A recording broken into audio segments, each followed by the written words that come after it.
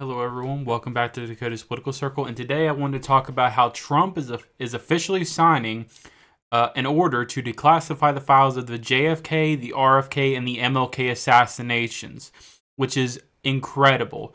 When you think about it, especially when it comes to the JFK and MLK, it's been decades since those events have happened. And, the government didn't want to release the, documents, the classified documents for those cases, like the JFK and Martin Luther King assassination documents. They say it's because of national security purposes, but it's been a very, very long time since, those events have happened. Now, RFK is a little bit sooner, but when it comes to, RFK is not sooner. I'm thinking of his son. RFK, is obviously RFK Jr.'s dad, I believe. I don't want to be wrong, but I think that's who it is. And he got assassinated along with JFK, and also and Martin Luther King also got assassinated. So like a decade for all of these assassinations, over a decade, and it's just crazy. So many decades, and they just never release documents because they think that because of national security purposes, the government thinks that they should be keeping them from us. And every single president since then has always kept it going, extended it, and never declassified it. And it's just insane to think that. Now, obviously, I don't want to give Trump too many props because remember in 2016, he said he was going to release the JFK files, and he ended up not doing it during his first term. And he specified many times the reason being is because his administration at the time was against it. They not him specifically, but the people he worked around said it probably wasn't a good idea because of national security purposes. But the new Trump, the good Trump, that in his second term is officially declassifying it. Honestly, I think the last straw for him was when he almost got assassinated. So it makes sense why he's doing this. Like, he just wants to give it to basically, go against what the government wanted because of what, kind of what happened to him. So it makes a lot of sense. And also RFK Jr. is in his cabinet, and also it'll be respectful to him as well. But Trump's going to be declassifying them. Now, I'm not sure, ordering to declassify, but now I'm not sure if it'll be completely unredacted. I'm assuming there's going to be redactions. Not sure how many redactions, but I'm hoping there's not too many redactions. But it would be nice to find out what actually happened in those cases. Before I start reading this a little bit, I will show you the video of him talking about declassifying it and stuff like that. And also, guys, just to let you know, my next video is most likely going to be about Pete Hegseth getting nominated because there's been a lot of circulation around him possibly not getting nominated, people going against him and stuff like that. I'll definitely make a video on that, and possibly the Lake and Riley Act. It really depends on when Trump signs the Lake and Riley Act compared to Pete Hegseth. And also, I'll definitely do a follow-up video on this one, doing an in-depth video reviewing the JFK files, the RFK Jr. files, the MLK files, just to talk about them. Now, most likely, if there's a lot of files, I'm probably going to do separate videos for each one. But if they're not too big, I'll do them together. But it just depends. But anyway, let me show you the video first, guys. You guys should be able to hear it. Okay, let me play it here. Play it. Oh, I accidentally clicked it. Yeah, the Fox News the Fox News site really sucks with videos. So I gotta click it again. Most likely they might show an ad or something. Yeah, let me pause it for the ad. Yeah, the Fox News site kind of sucks with videos. I didn't really want to look up the video since it was already there. But I just don't like how the Fox News app does it. I mean, the Fox News site. But it should show up in a second. Here we go. Executive order ordering the declassification of files relating to the assassinations of President John F. Kennedy, Senator Robert F. Kennedy, and Reverend Dr. Martin Luther King Jr. That's a big one, huh? A lot of people are waiting for this for years, for decades.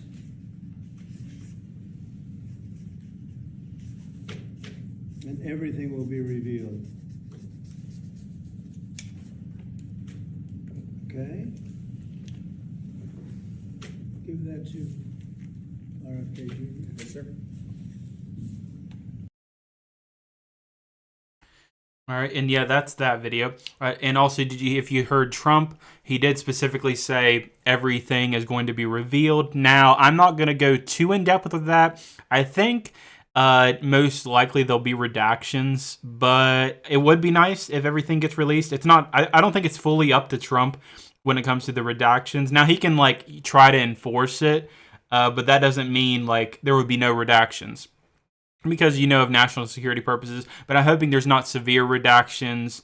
Hopefully there's like concrete evidence in those files that we can actually see. But that would be very nice. And he also said, at the end, if you saw that, he's going to be giving that pen to RFK Jr., which makes a lot of sense because, he's a part of the Kennedy family, and these files relate to him, and it probably means a lot to him for Trump to, sign an executive order to declassify that type of information. And then just reading a little bit here, if there's anything interesting to read about here besides what I told you. Now, Trump has promised to release, this information during his campaign, which is true, but he also, kind of said it in his last campaign as well. So it's kind of iffy that Trump's actually finally going to do it. But luckily, his administration's way better than what it was.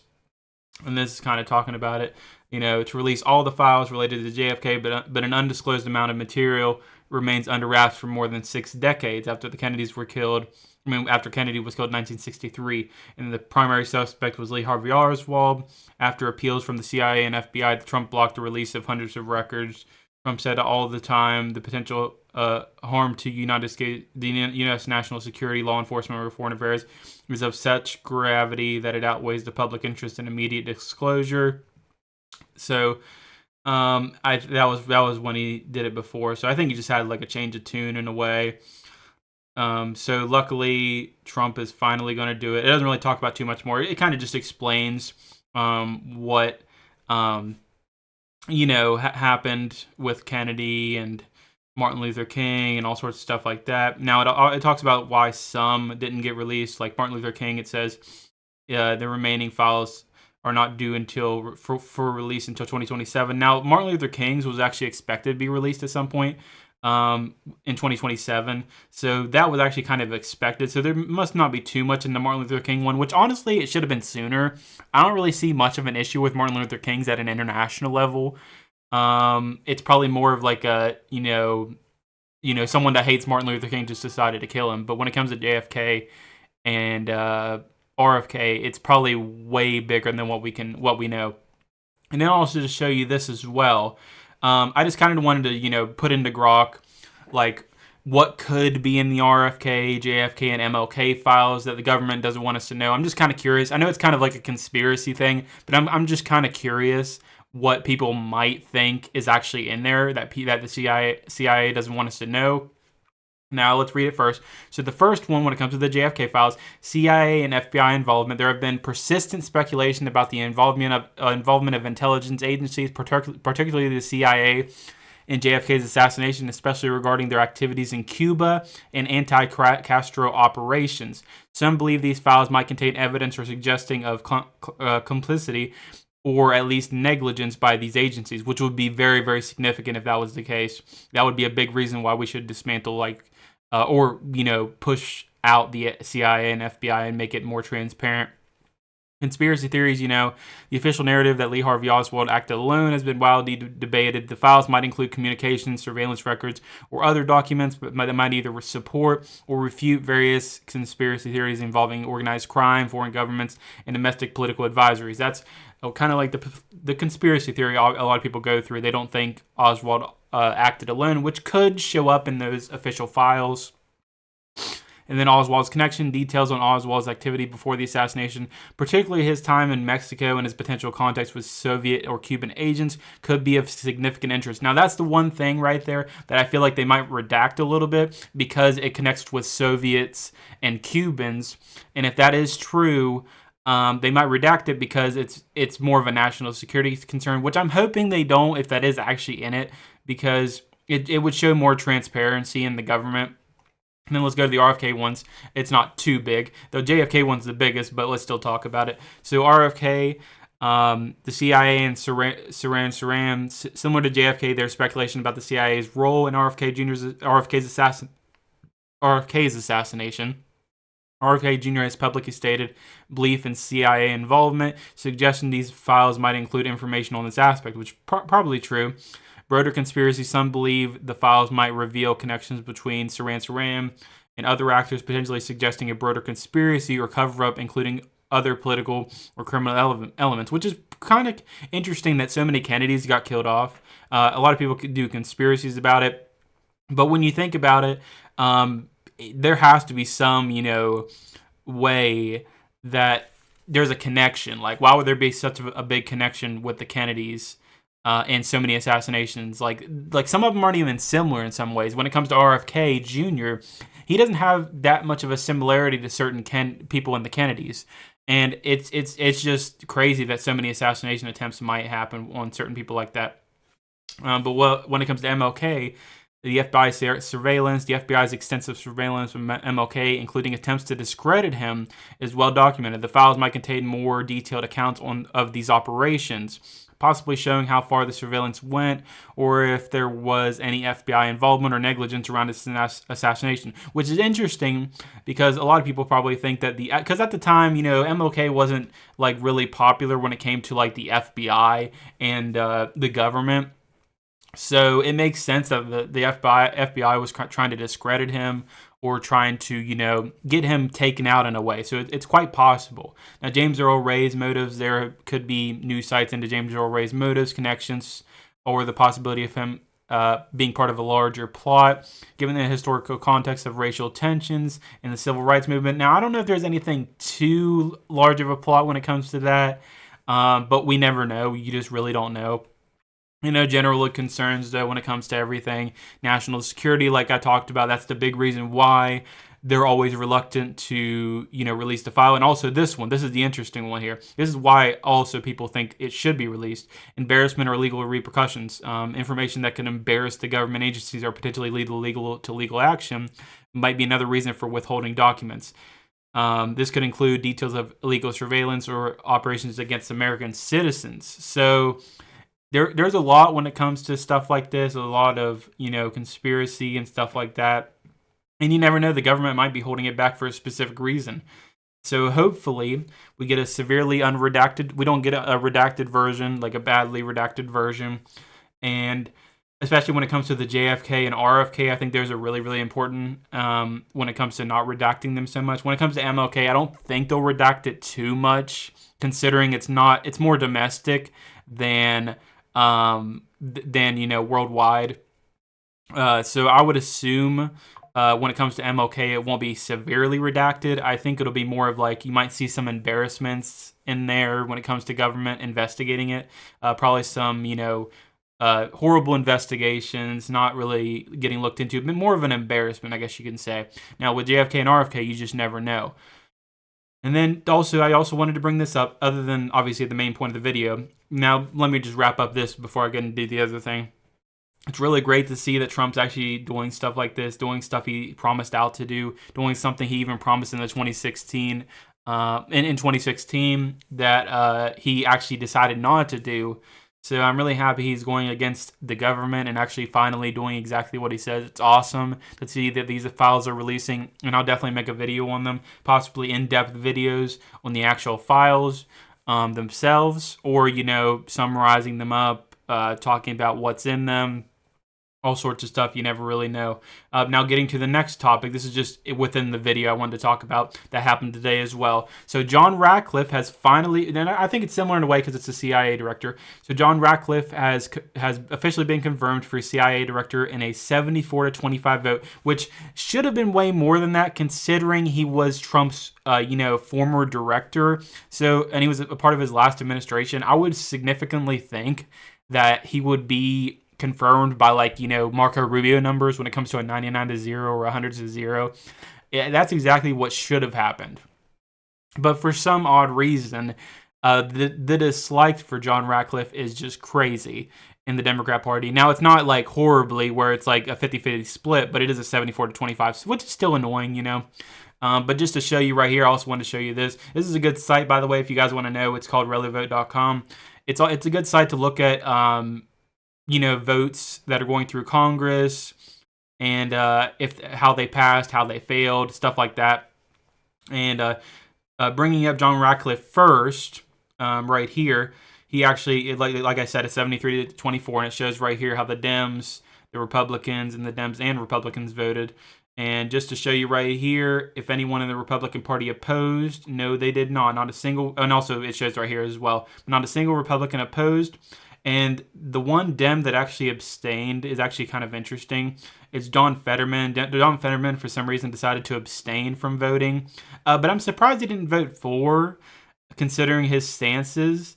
So it is kind of odd to see that.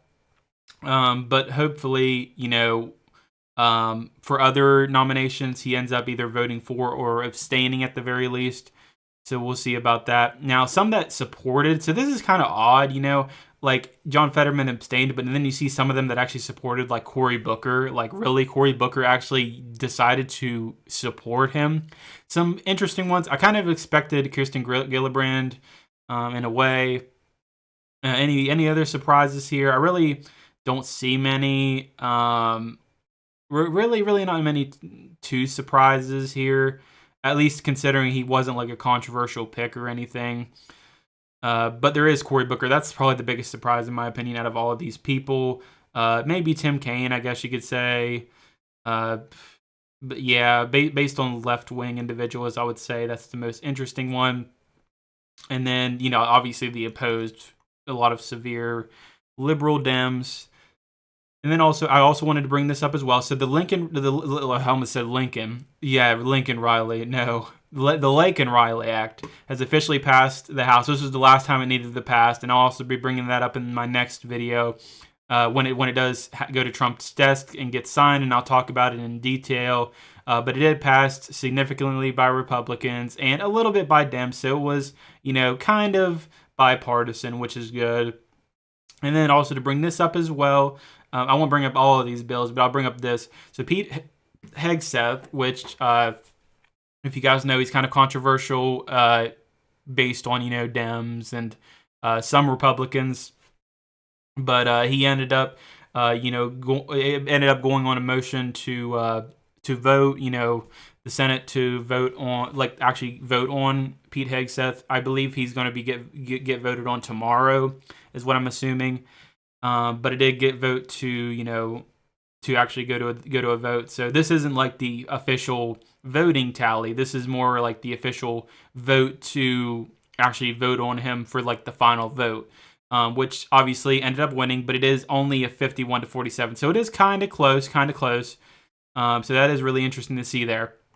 And remember, every single Dem voted against him when it came opposed the motion. So everyone opposed it, even John Fetterman, which I'm kind of not surprised by that much, mainly because John Fetterman doesn't really like Pete Hegseth, from what I can tell, based on how he's been with him. But he is saying he's being transparent with him. And then there is 2 Republicans that voted against it. I know exactly who they are without even looking. So it is Susan Collins and Lisa Murkowski, the 2 biggest rhinos you can get. I can't believe Alaska's stupid to have this person in there. But Susan Collins, obviously, the rhino that's always going to be there. They both voted against it. And they're most likely going to not vote for Pete Hegseth when it comes to the actual vote. And hopefully no one else votes against him, because if anyone else votes against him, that would be really, really bad, because you could only have one more vote against during the actual vote to, break the tie. But most likely, Republicans are going to stay unified. And I think the only one that's possible that'll vote against it is probably Mitch McConnell. But besides, I think everyone else is staying unified. But yeah, guys, I wanted to talk to you guys about that today. Didn't want to make the video too long, but I kind of want to bring up all those things, especially the declassifying documents that Trump is doing by executive order when it comes to the JFK, RFK, and MLK assassination classified documents. So I am definitely going to bring up videos on those when they finally get released, which most likely will be in a couple weeks or so after they get declassified, which takes a little bit. But I'll get to those eventually. My next video will probably be on the nomination of Pete Hegseth, either when it passes or fails. If it failed, I'll definitely talk about it. If it passes, I'll still talk about it. Then also on the Lincoln Riley Act, when that ends up happening. But anyway, guys, let me know in the comments how you feel about this video. Just trying to get more, talkative videos in here because there's not too much to talk about as of late. Now, Trump's been getting a lot done, but I kind of talked about all the executive orders in my last video. So I kind of just talked about like basically all he did on day one. If you guys want to check that out, I'll definitely leave that at the end of the video here so you guys can check that out. But anything important that ends up coming forward, I would definitely start bringing it up. But anyway, guys, I hope you guys enjoyed. Thank you so much for watching, and I'll see you guys in the next one.